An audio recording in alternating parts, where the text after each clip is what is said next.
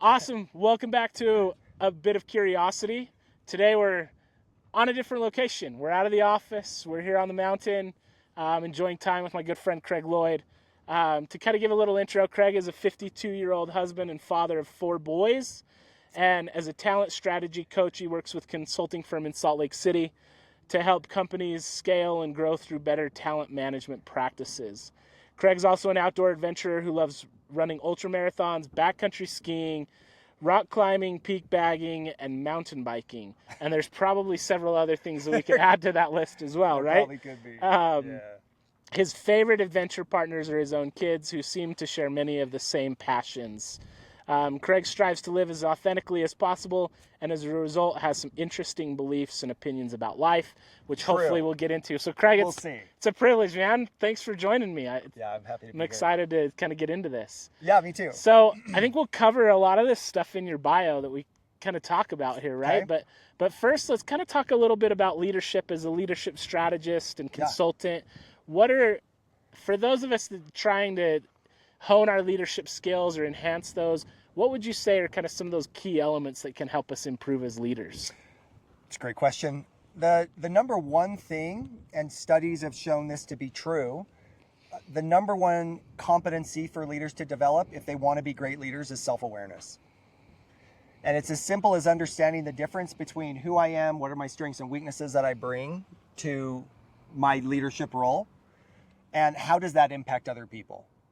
And so there's a great author, Tasha, Eurich, who defines self-awareness as the combination of internal and external self-awareness.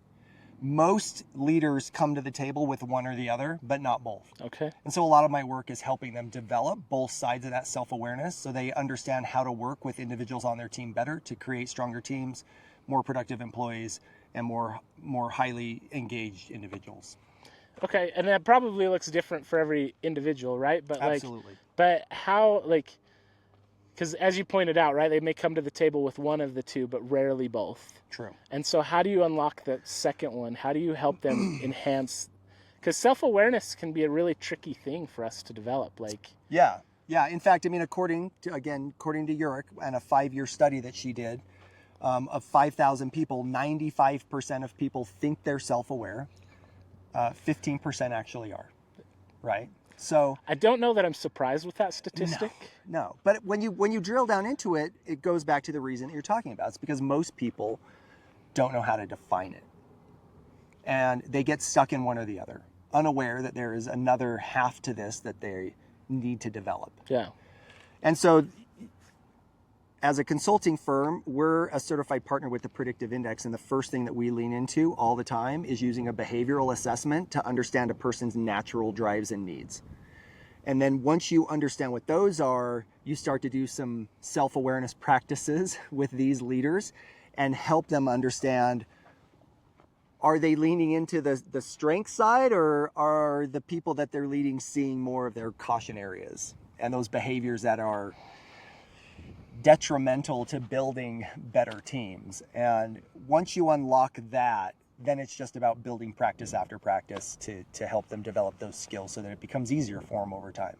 So who are some examples of leaders that you could kind of pinpoint and say, okay, this leader is self-aware in this way, but maybe not this way, and this and then maybe some leaders that are you feel like have a good balance that would be publicly well known. I mean, let's just start with an obvious one. Elon Musk is a perfect example of a famously unaware leader.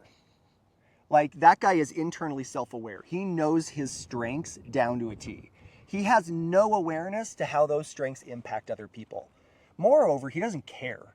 Yeah. And that's fundamentally a problem. He's a brilliant individual. His legacy of what he's contributed to society will be unmatched in our generation. But if you wanted to rate him on a level of effective leaders, got to be one of the worst. Would you put Steve Jobs in that category as well, or? I think if you went into most of the top CEOs of Fortune 500 companies, lots of them probably fall into that space. Okay. And I mean, there's been articles written on that.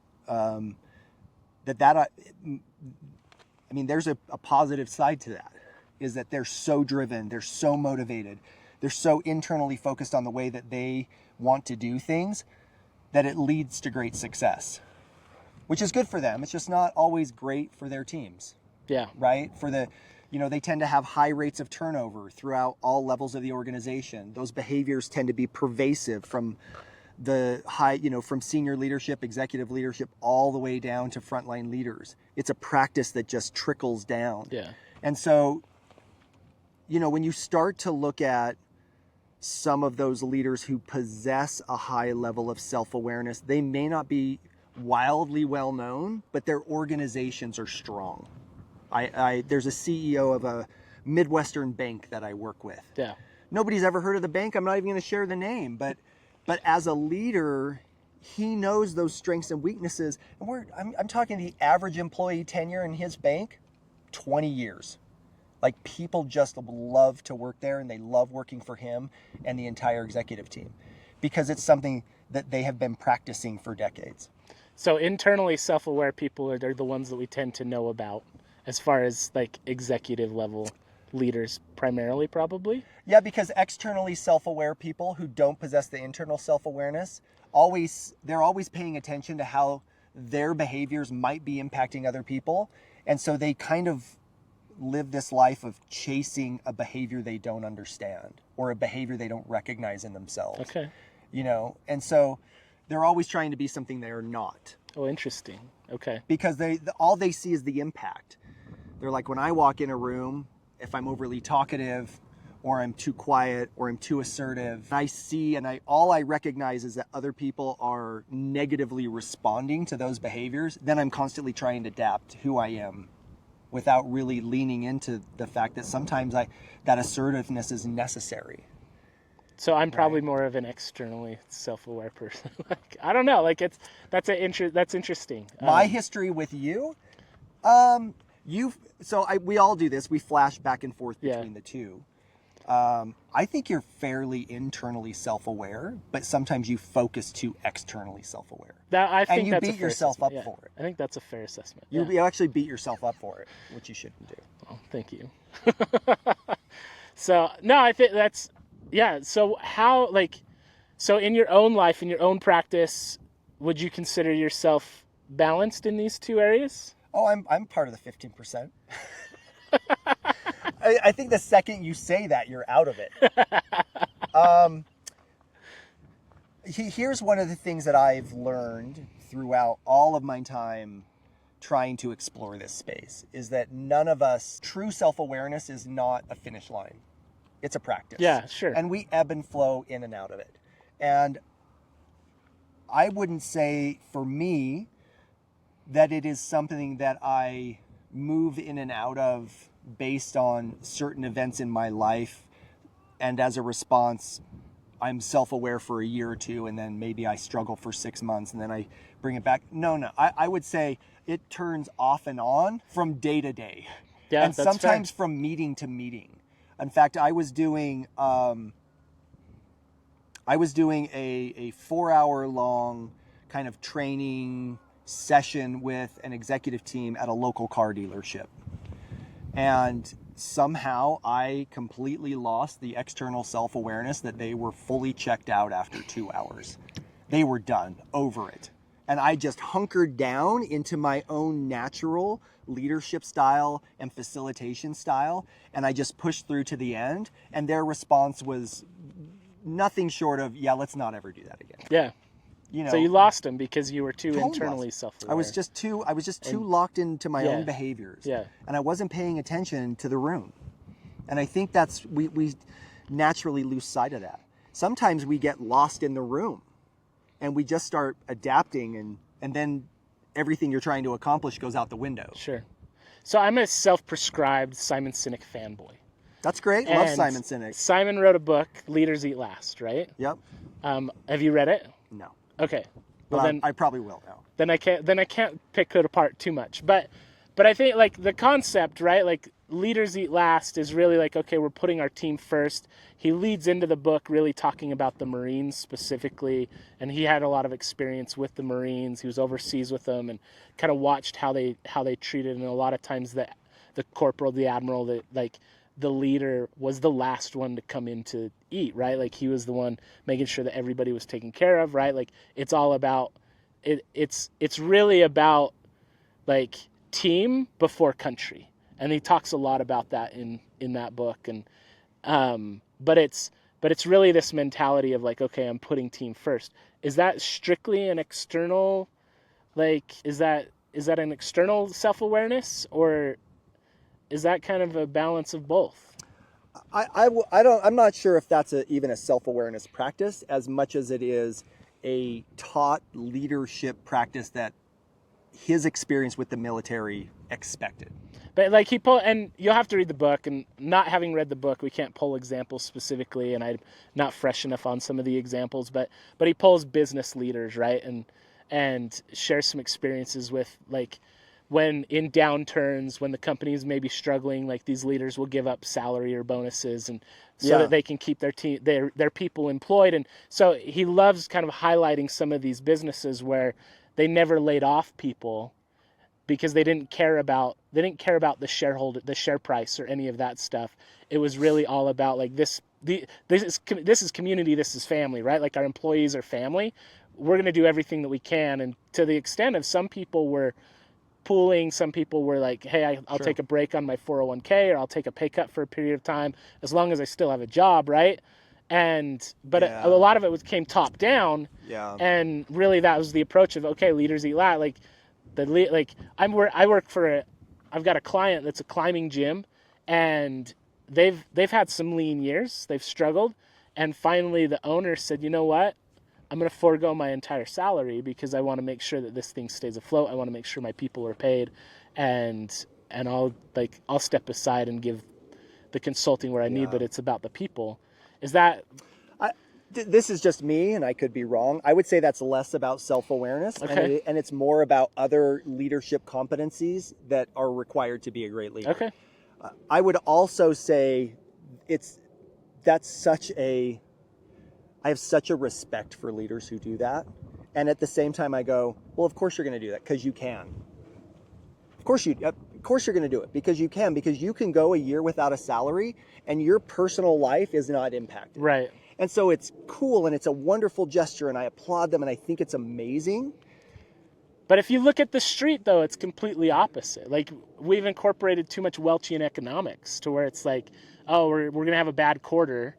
And I'm going to line my pockets it's first. Short-time views, right? Like we're going to have a bad quarter, so I'm going to let go of 30% of our staff so that I still get my bonus, so that we hit our profit margin, right? Yeah. It happens all the time, right? Yeah. Like you look at majority of publicly traded companies, and that's how that's like as soon as you see layoffs, it's like, okay, well, why are the layoffs, right? Like why are the layoffs taking when place? you're recording record profits. Yeah. And so again, I think it's a multitude of competencies and behaviors that go into strong leadership. That's why I applaud them. I don't want to take anything away from them by saying it's nice that you can do that because you can. But the truth, their style of leadership is that leaders eat last, servant leadership, right? I'm going to do everything I can for my team because it's the right thing to do. Yeah. And I think those people are just, on top of being good leaders, they're genuinely good humans. And we need more of that. We need a lot more good humans around, whether they're in leadership or not. So, okay, so you take these principles, you go out and you coach, you consult with teams and leaders, executive teams, and help them develop these. So how have you used that to translate to your own life? Oh, wow. Well, I'm putting you on the spot here. No, so. this is great. I mean, this is a part of it I like. Everything that we do in leadership translates to home. So again, leaning into this idea of like understanding behavior through what naturally drives people. I've had my wife and two of my kids take this same behavioral assessment.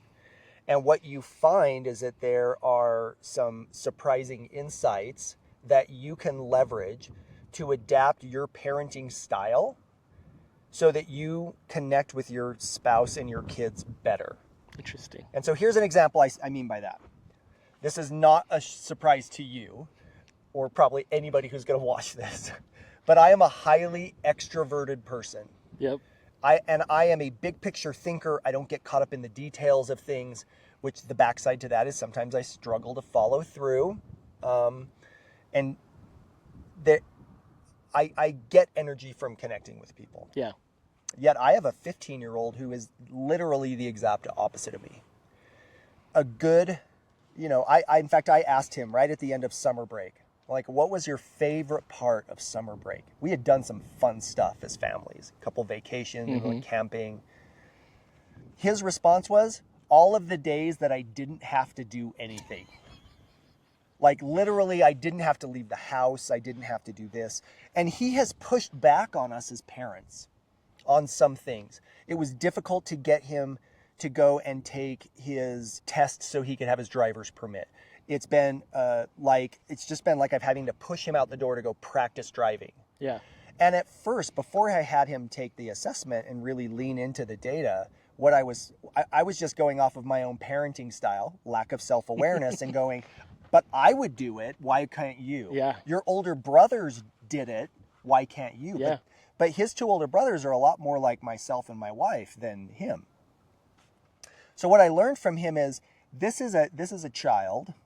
I say child. He's 6'3" and like massive human, but who is he is driven by having consistency and stability and familiarity, and he needs information and details. So when he pushes back on me, I learned this, and this is a business practice that I brought home, where he's saying, I don't want to go get my permit because I don't know what to expect.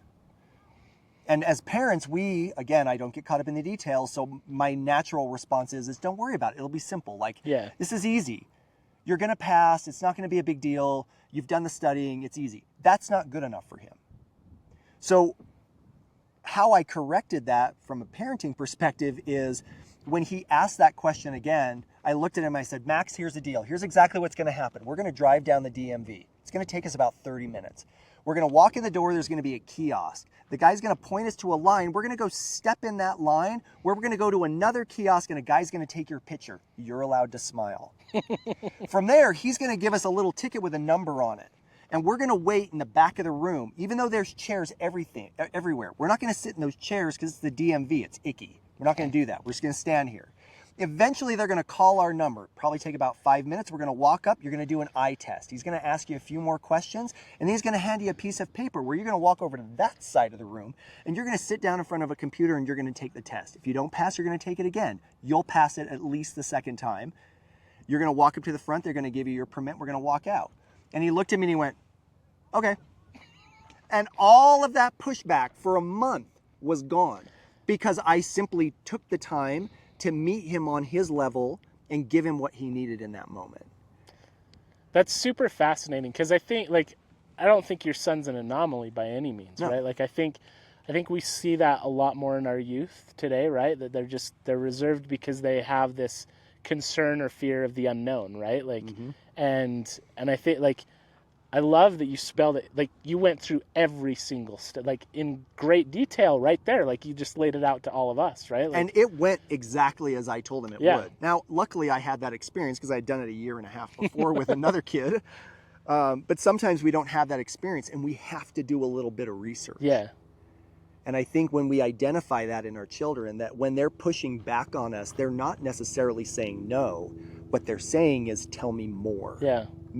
Put me at ease, right? Yeah. Satisfy that need I have for details and clarified expectations, which sounds a lot like leadership. I really like that a lot too, because like my oldest is kind of similar. She's very reserved. She's very like just fear of the unknown, concern. I don't even know if I'd call it a fear necessarily as much as a concern of the unknown, right? Like a lack of understanding creates this concern.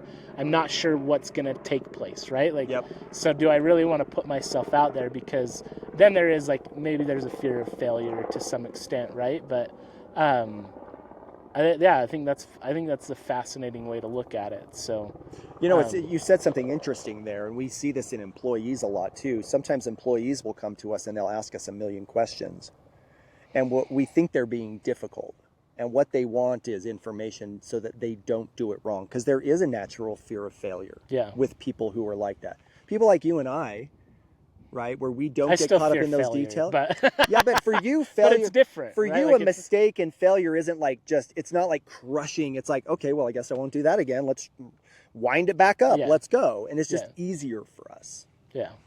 So yeah, there's a lot of application of good leadership and translates into the home. So in taking the assessment, what were a couple of the things that like stood out through the assessment, like as you saw that, okay, like this is why we need to kind of tweak this and approach it this way? With Max. With Max? Yeah. Because all of a sudden it opened my eyes to my parenting style, my natural parenting style, which is very similar to my natural leadership style. It doesn't work with him. Yeah. And so by understanding what drives and motivates him, I can adapt my parenting style to meet him on a level that resonates. And that allows us to build stronger connections with people. It increases trust. It helps them feel valued. And so we have a stronger relationship as a result of that. Because people like that. People like my son. They take time to trust. They take time to build relationships. And just because we raise them for 15 years isn't a guarantee that that trust and strength in relationship is there. We still have to earn it. And the way that we earn it is by validating them. I think as parents too, right? Like, and really leaders in any capacity, right? Like we always have to earn trust, because I think trust can be broken very quickly. Whether it's in a relationship or with your children or with employees, employers, right? Like, I think that trust, it can get to a level where it takes a lot to break it potentially, right? But especially early on, like you may have a little bit of trust, but that trust could erode or be eradicated very quickly. Yeah, especially with employees. Yeah. Because it's not built on that same level of love and compassion that comes with a familial relationship. Yeah. So as an employee, we might work really hard to build trust, and then we just over one day or over the course of a week or something, maybe we get caught up in some of our own work.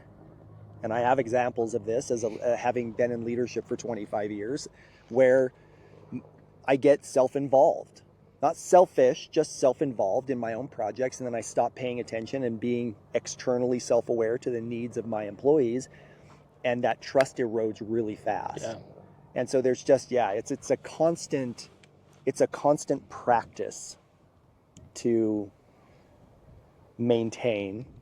So what are some things what are some best practices, or what are some like action items that people could do to say, okay, like obviously it's going to vary depending on which type of self-awareness you tend to be more dominant in, but like what are some practices that people could incorporate into their lives so that they can better lead in their families, in their communities, in their jobs, whatever that looks like? Yeah, I mean, that's a really good question. I think everybody will do it different based on their own needs and their own natural leadership style. For me, because I'm a kind of hands-off, big picture leader, and I don't get caught up in the details, I have to be really precise and deliberate about moments like what you're talking about. So every Friday at 4 p.m., I have an hour booked on my calendar that is for reflection and planning. And I spend about 30 of those minutes doing self-assessment. What were some of the things I did well this week? Where did I lose that self-awareness in moments with clients, with my team members? How am I going to improve on that next week? And then planning in and booking time to plan and prepare for those interactions so that I'm not going into them just winging it and hoping for the best, right? That huck and pray mentality. And then the other thing I think that is really a good thing to practice is diving and doing some self-assessment and understanding, what are my triggers? What are the things that trigger me so that I become less self-aware in a moment? Yeah. And when we understand what those triggers are, Viktor Frankl, who authored Man's Search for Meaning, has this wonderful quote, and he says, between stimulus and response, there is space. In that space, we have the freedom to choose our response. In our response lies our growth and our freedom. And when he's talking about space, he means time. So Yeah. between stimulus and response, we have time to make a choice. Are we going to just react to that stimulus and go back to our own default behaviors? Or are we going to take a moment, self-assess, and say, how do I actually need to respond in this situation to maintain trust, to build stronger relationships? Well, and I think if we've become a very reactionary person, that space becomes a lot smaller over time, right? Like, because we're just so quick to react. Yes. And so we have to then create that self-awareness of like, okay, I need to stop reacting and then catch ourselves, right? Like, and that's a practice in and of itself to then extend, because that space can then be extended as we practice it, right? Yeah. But I think if we've given ourselves to a lot of just react, right? Like okay, my kid does something and like my hand's up and I'm yelling at it, right? Like, Yeah. and if I do that too often, it becomes natural to me. Well, now I really got to practice to step back and create more space, because it only becomes quicker. It only becomes like that time becomes it just gets less, shorter, right? Like it yeah. becomes It's just shorter. we have a shorter amount of time to respond because the behaviors are more ingrained, whether they're innate, right, as part of what that assessment measures, or even learned. Learned behaviors over enough repetition, the amount of time shortens. I mean, you talked about the military. Military is really good about drilling in habit-forming behaviors. Yeah.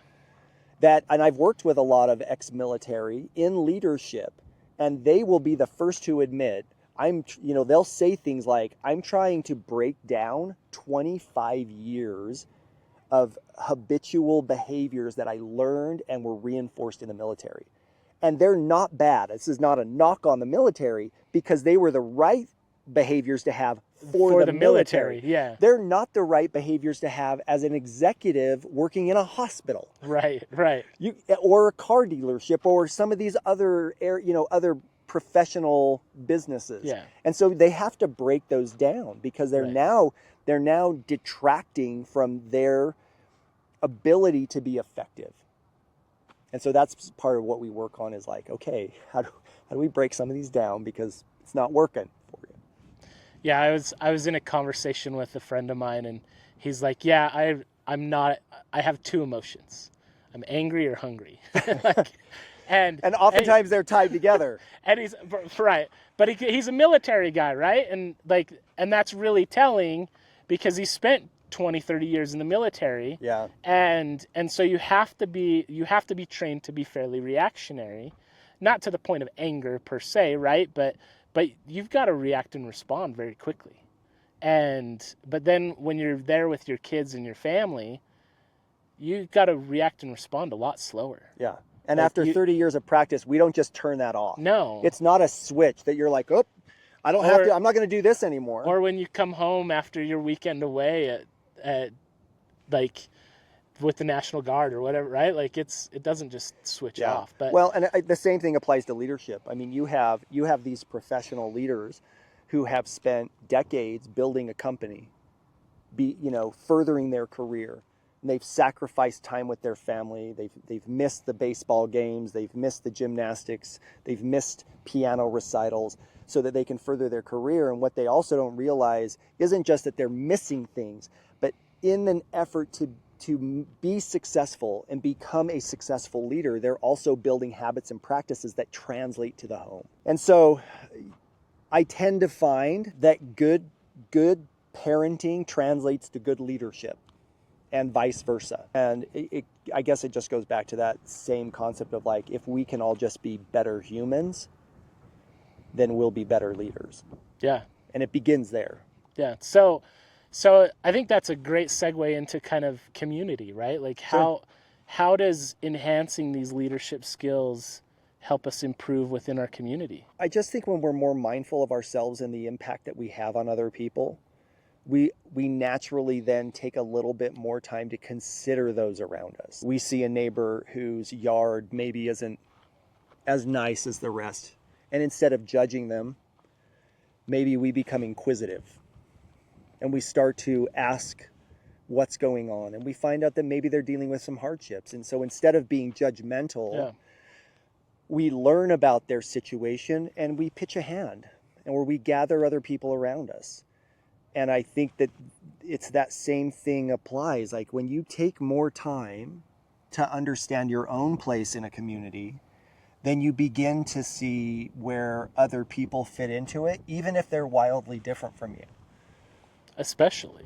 And you value those differences for what they are, because I don't know about you, but I don't want to live in a community where everybody thinks and acts and behaves exactly the same way. I want that diversity of thought and opinions, you know, I don't, whether that's religious or political or sociological or cultural, it doesn't matter to me. I welcome all of it.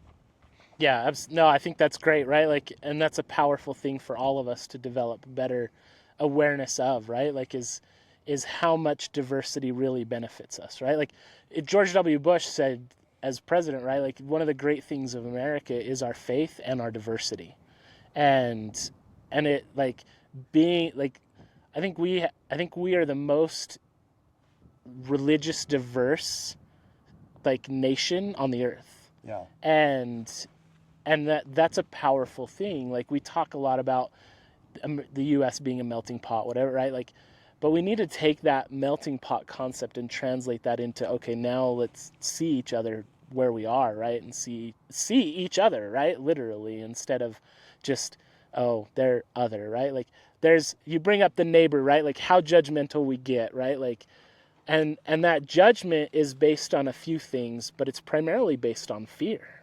Yeah. Like, okay, well, my neighbor is like, why is their yard gone to crap? Oh, maybe they got a pot garden in the basement, and they just don't, like, they're too focused on dealing drugs out of the house, and they can't take care of the yard, or like, we can come up with some crazy, wild, outlandish stories, when in reality you go knock on the door and it's like, oh yeah, like, I've been in and out of the hospital, I haven't been around, right? Like, I'm emotionally not, an emotional wreck, right? My dad just died and I just can't get out of bed. I don't want to deal with anything, right? Like, it could be a number of things, but we're so focused on the fear of the unknown that we don't approach it, right? Like, and then we start to create stories, like absolutely, you said. Like crazy narratives, right? Like, and those narratives are all based on fear. And it's one of the politicians' greatest tools right now is creating false narratives based on fear. Yeah. And are we going to give in to those fears? Or are we going to go knock on the door of the neighbor that just moved in and bring him a plate of cookies and say, hey, we're here if you need to borrow an egg? Yeah. Like, it's the but versus and mentality. I don't know if you're familiar with this. It's people who say, I'm glad you live in our neighborhood, but I don't like the way that you take care of your yard. Yeah. And and we pretend it's okay. Instead of saying, I'm glad that you're in our neighborhood and I can't wait to hear more about it. So we don't caveat, we don't put conditions around it. Anytime we put a but or an even though or we put conditions on things. And I'm like, we need to stop caring about people conditionally. And we need to just use the word and then it becomes unconditional. It becomes this idea of like, I don't care who you are. I don't care, your story is as important as mine, is as important as mine. And again, there's value in that. So what can I learn from that? What can we learn from each other? How can we be better neighbors? How can we help each other? Well, I think that's so, like, it's so important to craft this improved narrative by knowing what's really going on, right? Yeah. Instead of the false narrative and or the media narrative or like the fear-based narrative, right? Like, and well, let's go break that down, right? Like, there are so many opportunities for us to build bridges and bridge these gaps, whether it's in like I think I've shared this story on my podcast before, but so we've taken our kids to all 50 states, as you know. What an adventure. It was so much fun. It was a blast. But one of the coolest experiences that we had was we were in Savannah, Georgia. We were there on a Saturday. Well, for the Jewish faith, Saturday is Shabbat, right? Yeah. It is their Sabbath, right? From Friday evening to Saturday evening is Shabbat.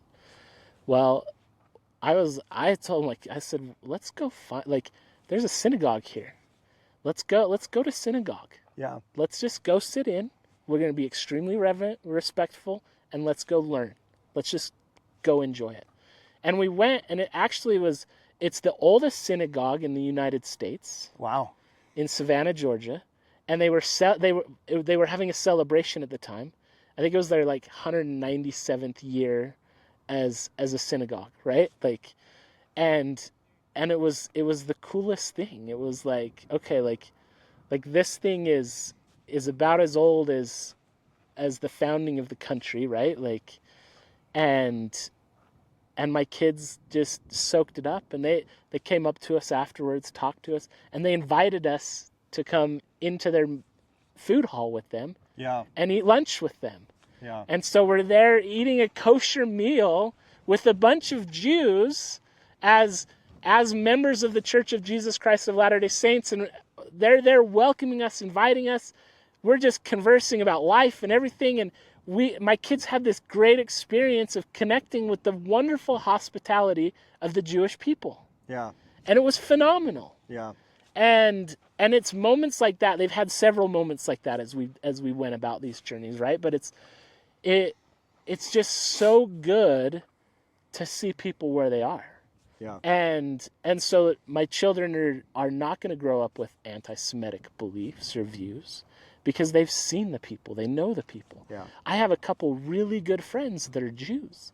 They're phenomenal. I reach out to them every time I see some calamity or something, and I just reach out and care, right? Care and concern. And I've whether they're Muslim, Jewish, Sikh, Buddhist, let's get to know our neighbors. Let's get to know our people. Let's embrace the diversity. Every community I've ever walked into where I've shown genuine curiosity for their own culture, I've been welcomed with open arms. And I've been to some interesting places. I've spent some time in Bolivia, and truer there than I've ever seen. I've been into the Pyrenees of Spain, small communities there, and some of the most welcoming, adoring people, because I cared enough to ask questions, to try and understand, to see their perspectives, to see the world through their own eyes, for no other reason than I just want to have this experience the same way you and your family did in Savannah, Georgia.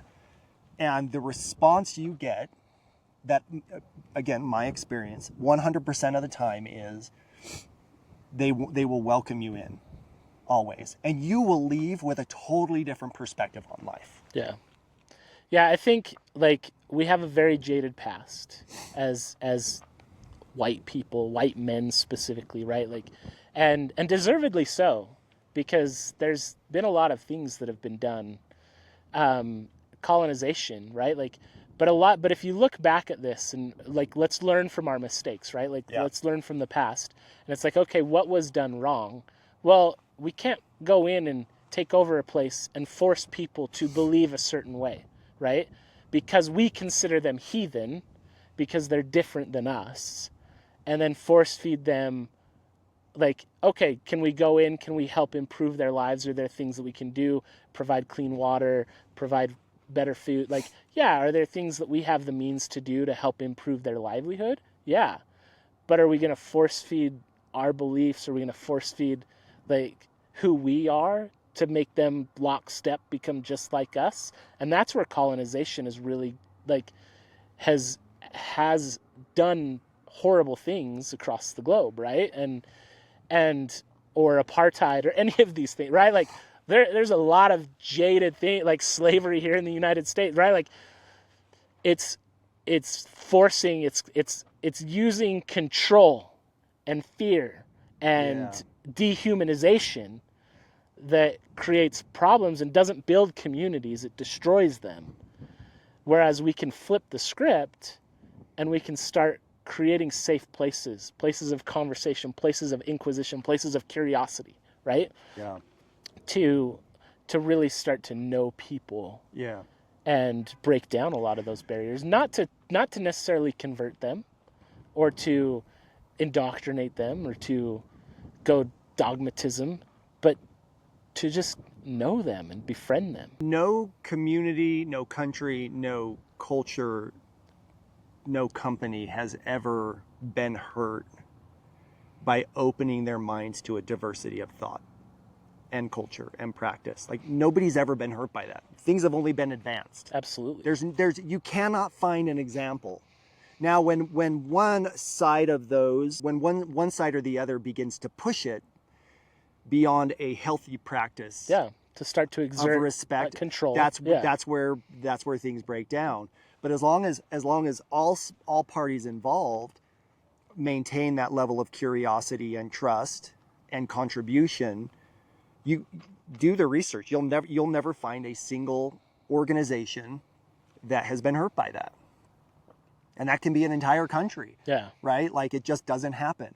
And so I think companies and communities need to be very cautious about the way we talk and behave and interact with people who are different from us. Absolutely. And I'm not even saying different color and different religion. I'm just saying people who are different, who just think different. Yeah. Right? Yeah. They could be, we're white guys, so it could just be another white guy, but he might think different from me. Or the fact that that person is a woman, just that alone, they think different than me, and I need to value it instead of seeing it as an obstacle. Well, and I think, going back to self-awareness, right? Like, I think internally self-aware people tend to not let a lot of people at the table, right? That it's like, okay, this is the way I've been doing it. This is the way I've done it. This is what works. This is what we're doing, regardless, right?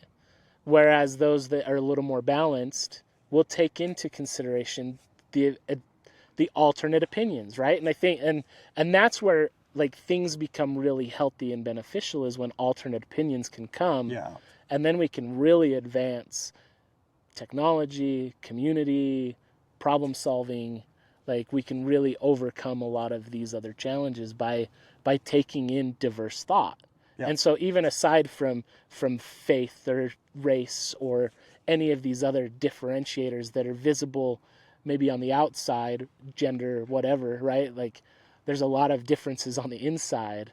But if we don't feel like we have a safe space to express our opinion or express our concerns with an approach, then we're going to lose that ability to advance. We're going to lose that ability to progress in certain ways. Well, I mean, if you pay attention to some of the things that's happening in the United States right now, you start to see, like, wow, why all of a sudden do we feel like we're going backwards as a society? And we see it in certain pockets inside of the United States, and it's because we're closing ourselves off to the things that really help build America into the country we hope that it is. Robert Putnam, I've brought up his books before, but American Grace or Bowling Alone talks a lot about this, right? Bowling Alone, just the title, right? Like, it's like, okay, I'm going to go, like, it used to be like you'd go down with your bowling team and you'd, like, you guys were from diverse backgrounds or whatever, but you're living in the Bronx and you go and you play bowling and you get to know each other and you're playing against teams that are very different, right? And it creates this sense of community. But now we're in a nation where more and more people are bowling alone. They're out there with their bowling. It's not as a team. It's not against people. It's just I'm by myself, right? And unfortunately, the statistics are showing that. And that book was written 15, 20 plus years ago, I think, and we continue to see that trend, right? Like you point out that there are areas where we are definitely going backwards because we are closing ourselves off and we're living in echo chambers and we're isolating ourselves from community, from different diversity, right? Like, so let's dive into the ultra running side of things. Okay. How has ultra running helped you kind of approach diversity or experience diversity? I'll cite a couple of examples. The first of which I value highly, is that the farther a person runs, the less of a difference there is in abilities between genders. Oh, for sure. So I have a number of friends, female friends, that I run with, and they're all faster than me. And they've been faster than me for years. And that's not because I'm slow. They're faster than me. Yeah. So when I My wife's both faster than me because I'm slow, but also because she's very fast. She's just fast. and I have an equal number of guy friends who are faster than me as well. But so you break down that gender barrier in ultra running. And when I first got into running, in fact, I struggled with it so hard, especially on the road scene, because you'd be like, I was super, like, I took 10th overall and I beat all the women. And I'm like, why is that a thing, right? Or this, you're in a 10K and you're like, I can't let that chick pass me, all right? I got chicked. And I'm like, what are you talking about? Just another person passed you. They're faster than you. They worked harder than you. They put in more training or whatever. And that's such a roadie term too. I got chicked. Right? I got chicked. Like that crap doesn't even cross my mind in ultras. No. Because you're just out there and look, you're 60, 70 miles in. We're all suffering. It's just who's suffering less in that moment is running faster. Yeah. And so I love seeing some of these events where you have like Courtney DeWalter, who's the outright winner. And we're seeing it more and more. Yeah. Or you see the top 10 total finishers, instead of it being all men, now it's like 70-30, 60-40, sometimes even 50-50. And so I'm really grateful for that. The other thing are having events. I'm involved with the Trans Rockies Run, which is a 6-day stage race out in Colorado. And I run the media team out there. And one of the things that I value most about that event is the inclusivity, that they actively reach out to diverse running groups and say, come here and have this experience.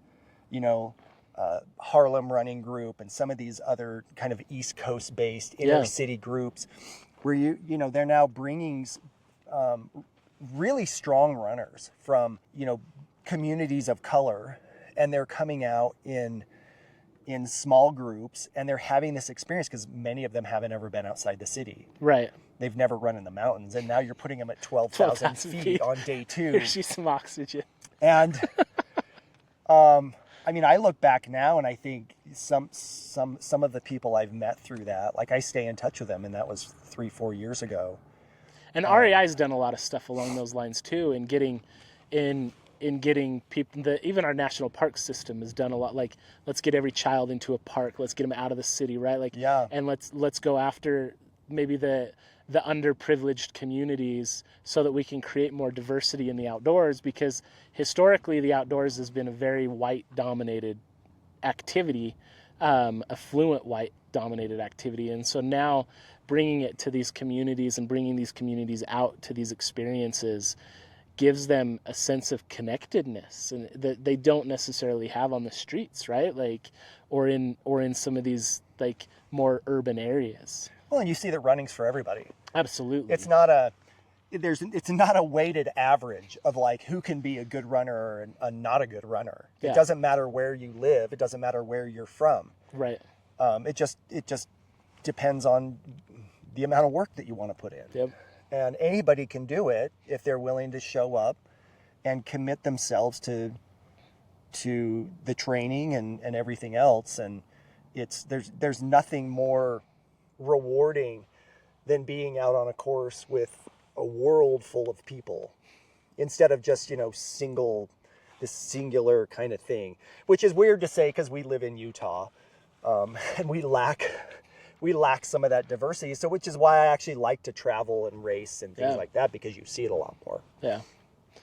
It's growing in diversity, for sure, absolutely. But it's still not we're not Toronto, we're not New York City. No, right? but we're getting better. So. But no, that's so. Yeah, so let's what would you say is your greatest failure? Kind of dive into the Craig Lloyd here. Oh my goodness, my greatest failure. In life, or what are we talking about? In life, in professional pursuit, you don't have to give me your greatest, but No, honestly, I think this is something that happens to a lot of people. This is just me. but I actually think this happens to a lot of people. We come into this idea of self-awareness, especially as it applies to us professionally, way too late. And we come into it as a result of experiences that make some of those caution areas that have held us back, they become aware to us after a repetitive number of experiences. Yeah. So I felt like one of my failures in my professional career was I was never going to reach a senior leadership level. And I just felt like I never knew why. But then after a long enough time, I kept hearing people, the other, bosses, say, you're not ready for this role and you're not ready for this role. And it was always the same reason why I wasn't ready. And it had to do with follow through and attention to detail, right? Yeah. All of the things that I learned from a behavioral assessment. The external self-awareness things that you weren't great at. Which if I had taken it 20 years earlier in my career, I could have bypassed all of that and worked on it a lot sooner. And if I were to be honest, I've probably only put I'm 52 now. I've probably only been heavily working on that for 5 to 6 years. Yeah. Right. And so I think my biggest failure was just not having that insight when I was 22, 23 years old to go, okay, if you don't work on it now, this is going to hold you back later in your career. So start to build those adaptive practices right now so that they become comfortable. They feel more natural later on when there's a higher demand for it. And I feel like that, is that it's not even something I had control over, but it still feels like a failure. Because I look back now and think, well, what a simple thing to correct. Yeah. You know what I mean? Yeah. And so I would say professionally, that's probably the biggest thing. So do you think that you would have been receptive at 23, 22 years old if that was taught to you at that point? Oh, I don't know. I would like to think so, because I think if there's one thing that hasn't changed about me, even since I was a teenager or my 20s, is that I've always been open to feedback, and I've always strived to improve myself as a leader, because I was leading, different teams of one sort or another by the time I was 24, and I was always open to how do I get better at this? Yeah. How do I improve? And I think I would have been. I think if I had seen it, if I had seen the data, right, instead of just somebody telling me. Yeah. If I had seen the data, it would have become less of. See, that's where I was then more internally self-aware, because I had other people telling me, but I didn't want to hear it. Yeah. Right? Because it just made me feel bad. If I had seen the data, I would have just gone, oh, this isn't personal. It's just a thing. It's just who I am. Yeah. And because it's who I am, it's now just information that I can respond to and start to build better practices about. So what are you doing to get this practice into college curriculum? That's got to be the natural next question, right? Well, I mean, one of the problems we have with any educational system is we don't focus on what the real output should be. We focus on memorization. Oh, yeah. Right? No, it's... And rote response of what we're learning. We don't actually care that the single most important thing in any college curriculum is that we need to teach people how to learn. Yeah. And that trumps everything. Which is why the humanities are so awesome still, right? Yeah. Because it becomes less of that and more of the here's how you learn, here's think for yourself type of, as a philosophy major myself, right? I loved philosophy because that's exactly what it did, right? It wasn't rote memorization, it wasn't facts and figures. And when I went back to school, it was okay, do I go to do a business degree and coast through it because I've got plenty of years in business and marketing, right? Or do I go do something that I'm going to have to think and isn't going to be outdated the day I walk out of school? Yeah. I think the most valuable thing any college can teach a first-year student is just how to learn. Yeah. How to be curious, how to learn, how to be open to feedback. So So what would you consider as your greatest accomplishment? Marrying my wife. That's a great answer. That's a great answer. I mean, if there's anybody who's behaviorally taught me more self-awareness, nobody's taught me more than her. I think that's the case for most married people if we really want to stay married. And, yeah, but here's the thing: is I think, if I'm being honest, having been married twice, and my first wife was great too. But I do think what happens, I think where that self-awareness comes from in a lot of marriages is a response to negative interactions. Yeah, that's fair. And I would say with my wife, it hasn't. That self-awareness hasn't come as a response to mistakes. It's actually come as a response of her truly teaching me in those moments in a very healthy way, in a very positive way of like, here's what you're doing. Here's what the behaviors are that you're doing, and making it a conversation. So here's a great example of what I'm talking about. One of my favorite professional stories actually involves my wife. 10 years ago or so, I was a senior manager in a software company running a learning and development team, a training team. And it had been in my sights. It was my goal that I wanted to be a director because I was managing my own budget. I had a team of 16 people. They were geographically dispersed. And I'm like, this is my time to move from functional management to strategic leadership. And over the course of that process, they made some organizational changes, and I had a new boss who I had known for several years in the company.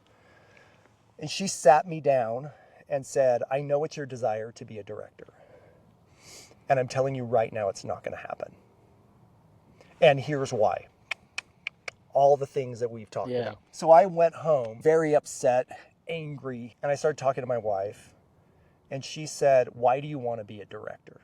What is it that's so important to you? And I start rattling off all this stuff. You know, I've worked hard and the company owes me, all the stereotypical stuff. I'm entitled to this position. And she finally says, no, I don't want to hear, not from a company perspective, in life. Why is it so important for you to be a director, to have that title, to be at that level? And when I really thought about it, I didn't have an answer for her. That wasn't selfish in nature. And what I finally said was, I feel like at that level, I can have a larger impact on the company as a whole. And she said, well, how are you able to achieve that even if you're not a director? And I just went, what's really motivating me here? What am I really trying to accomplish? And as a result of that, I started to pursue this idea of like, how do I really want to contribute instead of how do I want to get back? And it wasn't long after that before I moved into human resources, started to manage all of the organizational development programs for the company, did some HR business partner work because it's just part of the gig. And that change alone shifted my entire career to where I am today. And it was that moment, standing in a closet, talking to my wife, that moment of self-awareness of like, I've been looking at this all wrong. So good. And so for me, that's probably my greatest accomplishment. Okay. The sun's going down. It's getting cold here. It is getting so let's run through a couple of rapid fire questions really quick. So what book are you reading right now? I'm reading two books. I read a professional book and a personal book. So I'm reading, love that we've got a helicopter right behind us, by the way. Which you probably can't hear on the microphone. I'm reading... Do we need to pull out your Goodreads? No. It's Crucial Conversations. I'm reading Crucial Conversations, which has been around for a while. It's okay. That's my current rating for it. It's okay. All right. And then on a personal level, I always read like a good distracting book. So I'm reading the Red Rising series. I'm on book 4. Okay. Which is fantastic. What's a book you've read in the last 12 to 18 months that you'd highly recommend to others? Think Again by Adam Grant. Oh, yeah. You've read that, have you? I haven't read it. I've got it sitting on my shelf right now. So it is because that's his new one, right?